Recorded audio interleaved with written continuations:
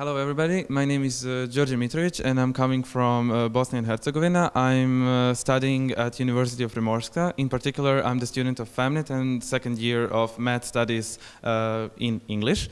When I came to Slovenia the first time, I had a lot of things to get used to and have arranged, from documents to flats, then food, the new currency, a lot of things, especially the faculty.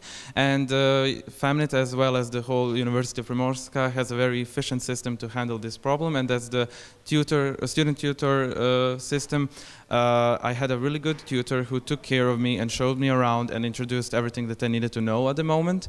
And since I had such a pleasant experience, I decided that I also wanted to become a tutor so I can return the favor to people who are coming to FEMNIT, including foreign students, local students, and so on.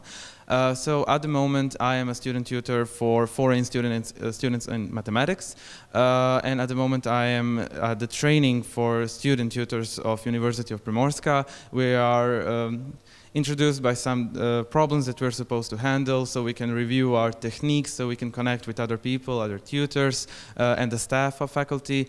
So we're having a lot of fun, we're learning lots of stuff, and I think we'll be even more prepared to help people coming to University of Primorska. So welcome, we're ready for you.